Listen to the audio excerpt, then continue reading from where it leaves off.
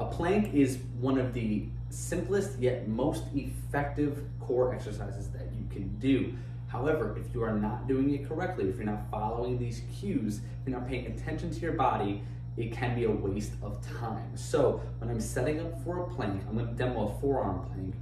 One of the most important parts that just right off the bat is the positioning of my elbows.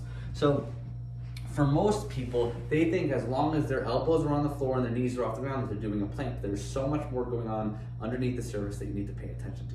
So first things first, when I set up, where are my elbows gonna be? I need my elbow directly underneath my shoulder. That means not in front of my shoulder, even if I'm getting tired, not slightly in front. I'm not making a triangle with my arms. I want two straight arms like this. Thumbs to the ceiling, fingers together, fingertips pointing forward. And I've got my elbows set up directly underneath my shoulders. So now once I'm here, I want to engage my shoulder blades. I don't want to squeeze them together. I just want to kind of squeeze them a little bit just to get a straight line going from shoulder to shoulder. This is super important because if I'm rounding my shoulders forward, I'm putting all of the tension here and that's not where I want it. With the plank, we're focusing on our core. So as much as we can do to make our body in a stable, comfortable position so that we can focus on bracing our stomach, the better. If my arms are out here and I'm all forward and I'm starting to feel in my shoulders, I'm not gonna get the most out of this movement and it becomes a waste of time. So, elbows directly underneath your shoulders, feet are gonna be together.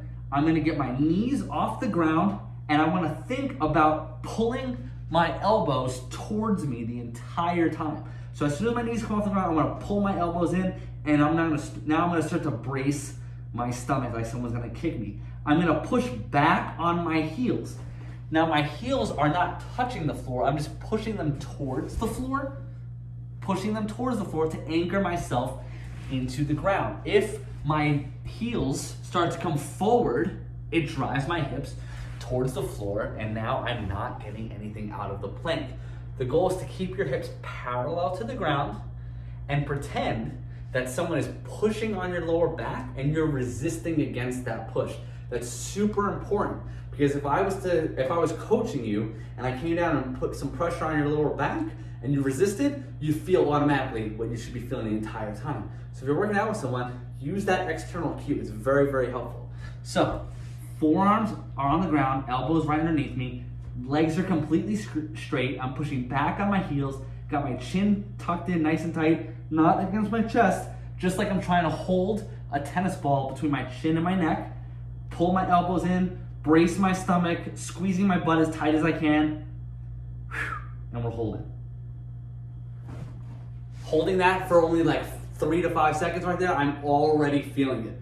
If you can hold a plank for 2 minutes, there's a chance, a very good chance, that you're not doing it right and you're not focusing on the same muscles. If you're doing a plank correctly, you should feel it within the first 2 to 5 seconds of getting into that plank. You should feel everything fire, your glutes are squeezed, your shoulder blades are locked in, you're feeling a little bit in your lats from pulling your elbows towards you. All of that stuff is super, super important or else the plank becomes a useless exercise.